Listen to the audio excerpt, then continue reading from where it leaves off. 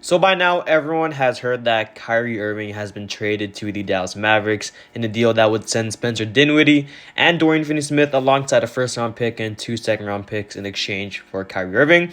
The Mavericks, they finally made a move to acquire another star beside Luka, and he can basically help him right off the bat because offensively, he's one of the more talented, if not one of the talented point guards in the league. Offensively, I mean, defensively, he's not too great. I will say that defensively he's all right, but nothing too like amazing. And whenever Luka is tired or whenever Luka is fatigued, especially in the fourth quarter, they have a guy like a Kyrie that can carry the load on offense. So honestly, there's a lot of great things with this team, and making this move with Kyrie Irving definitely helps a lot of those highs. But there's a really big issue with this team and with this trade. And today we're going to talk about the biggest issue with this team and with the trade and what Kyrie means to the Mavericks moving forward. So we'll get into it right now. So we'll look at Kyrie's stats overall this season. He's averaging around 27 points per game, 5 rebounds, and around 5 assists on around 49, 37, and 88 shooting splits. So that's a pretty efficient season from Kyrie. And looking at his games played this season, he's played around 40. And looking at the games played, I think there's been around like 50 or 60 games. So he hasn't missed too many games. Obviously missing some games, I think, with some outside stuff, I think back in December or November. I can't remember, but I know he's missed some time. And, Kyrie Irving, when he's fully healthy, when he's fully on the courts, I mean, he's one of the more talented point guards in the league. And everyone knows that. In the last couple games, actually, he's been pretty great. So we'll look at his last 10 games here. He's been averaging 33 points per game, around 6 rebounds, and around 7 assists on around 41% from the field and 44% from three. Those are some great stats in the last 10 games. So, yeah, like I said, Kyrie Irving, very talented. Someone that's going to be able to pretty much carry the offense whenever Luka is tired. So, on the Nets, we'll talk about the Nets here pretty quickly. I don't want to make this segment about the Nets too long, but I mean, the Nets, they were thriving as a team. Currently, they are the fourth seed in the East.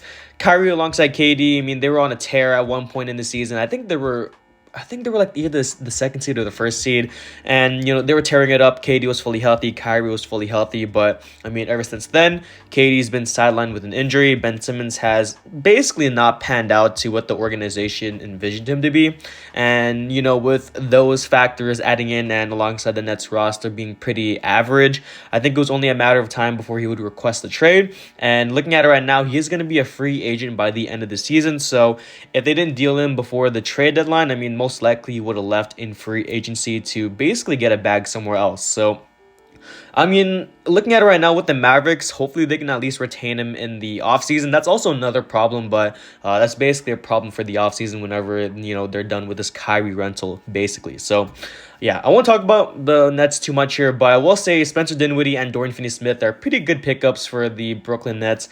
Not saying that they're really needle movers, but they're good role players in their own right. I mean, Dinwiddie's been tearing it up in the last couple games, Dorian Finney-Smith being a good defender, and getting a first-round pick in exchange for Kyrie alongside some second-round picks. I mean, you're adding to the draft capital. Obviously, losing your picks to Houston in that James Harden trade, so at least you're going to be salvaging some sort of picks in this trade. So we'll get into the Dallas Mavericks right now. So, obviously, coming to the Dallas Mavericks, he's going to be playing with a guy like Luka Doncic. Yeah, he's going to be inserted into an offense where Luka is running mostly ISOs, mostly a lot of pick and rolls with Christian Wood and Dwight Powell. Adding in Kyrie Irving into the mix, I mean, you're going to be running a lot of sets for both these guys as they can both handle the ball pretty easily. Kyrie Irving being a great ball handler, someone's going to be able to run around through screens, someone's going to be handling the ball, getting to the cup, having some mid-range games, even playing off ball, which definitely could be interesting in the offense. I wouldn't say it wouldn't work, but I haven't really seen Kyrie play off ball as of late because he's been pretty much the main ball handler for the Nets. So we'll see how Kyrie is integrated into this offense of Jason Kidd's, because with Luka Doncic, I mean, it's basically been ISO ball for his whole career. I mean, he hasn't had a guy like a Kyrie Irving, maybe Jalen Brunson last season in the playoffs, but that's the closest thing. Now he has an actual star beside him that can actually just put the ball in the hoop. So we'll see how Kyrie Irving is integrated into this offense. I really like it. I mean, offensively, you get a guy that can just pretty much have Luka off ball a lot of the times and have him rest. And especially in the fourth quarter where Luka's going to be fatigued and tired, you're going to have a guy like Kyrie, who is one of the best fourth quarter players in the season, that can just basically take over the game in crunch time whenever Luka's tired on the bench or whatever, and just have him be out there, playing with the guys and just overall take over the game. So the ISO ball on the team should be reduced by a bit. Now, talking about the ISO ball on the Dallas Mavericks, I wouldn't say it would be reduced by a ton because that's pretty much the bread and butter of Luka Doncic's game. But I mean, it should be reduced by a ton, or not even a ton, but it should be reduced by a little bit because of Kyrie Irving and what he's able to do. So with Kyrie Irving there, I mean, he's going to be a guy running a lot of just pick and rolls because he's mostly that type of guy. Someone that's going to be taking a lot of just jumpers in the post, even on the elbow, and even on the perimeter. So we'll see, like I said, how he's integrated into the offense. So we'll get into, actually, there's something I want to talk about here pretty quickly too. Adding in Christian Wood and Tim Hardaway Jr. for the floor spacing on offense is also great too. I mean, Christian Wood's been pretty much an underrated factor for the Dallas Mavericks in terms of, their winning games. I mean, he's been pretty much an underrated guy overall this season, and he's basically been a 20-10 guy.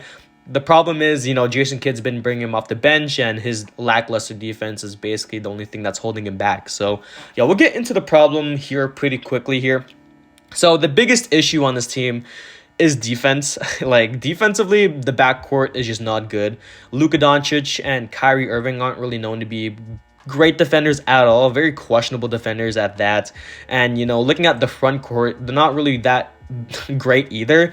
Christian Wood, not a great defender at all in the interior or on the perimeter.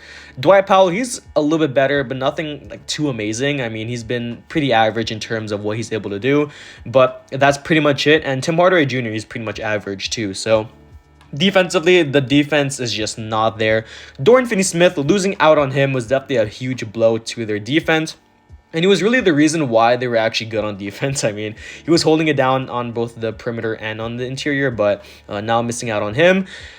I would say their best defender now is possibly Josh Green off the bench, and he's coming off the bench, so it doesn't really affect the starting five too much. So, yeah, I mean, they need another defender on this team. I mean, a Robert Covington, like I said in previous videos, would be a great addition to this team. I got like a Gary Trent will also be good, and I got like an OG Anunoby. I mean, if the Mavericks can pull off an OG Anunoby trade, I mean, I would be surprised by a ton. I mean, getting Kyrie Irving and OG Anunoby at the trade deadline would definitely be one of the best trade deadline moves I've seen in a while. So, yeah, looking at the team overall, so the depth is definitely cooked. I mean, they traded Spencer Dinwiddie and Dorian Finney-Smith, both pretty good role players for the team, if not one of their best role players on the team. I mean, Dinwiddie was a guy that can just get into the game, shoot the ball, and that was it. Same thing with Dorian Finney-Smith, a good 3-and-D player. But now missing out on them, I mean, Josh Green's going to have to step up, and he has been stepping up this season. He's been pretty good. I would hope for some more Jaden Hardy minutes. I mean, guys like Reggie Bullock, I mean, maybe Neil Kina if he gets some more minutes, we'll see.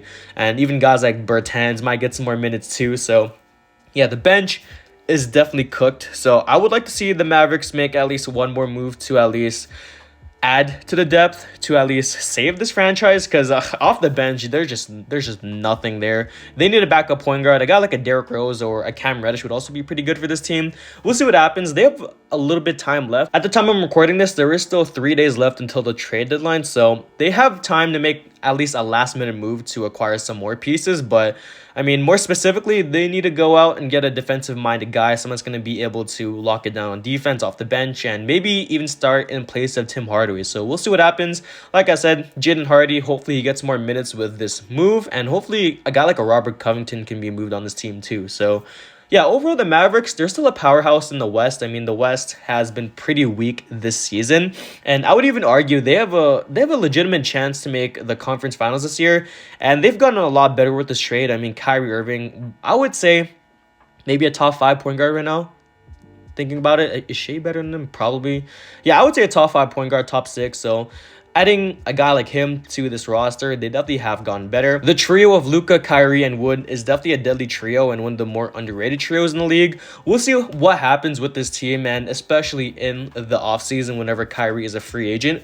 Hopefully they can at least get to some sort of contract extension talk with him. I mean, I know Kyrie has been linked to at least like a 4-year max deal contract. So we'll see what happens. Hopefully the Mavericks can retain him in the offseason. Hopefully they can at least keep this core together. And hopefully they make some more moves in the 3 days they have left. Because if they don't, in the playoffs, they're going to get crucified, especially with the bench and Luka playing 40 minutes, Kyrie playing around 40 minutes, 38 minutes, and Christian Wood playing around 35. They're going to be tired, and there's going to be no guys on the team that can help them overall on offense and defense. So we'll see what happens with the Mavericks in the next few days. Hopefully they can make some moves. That's the end, and Mao.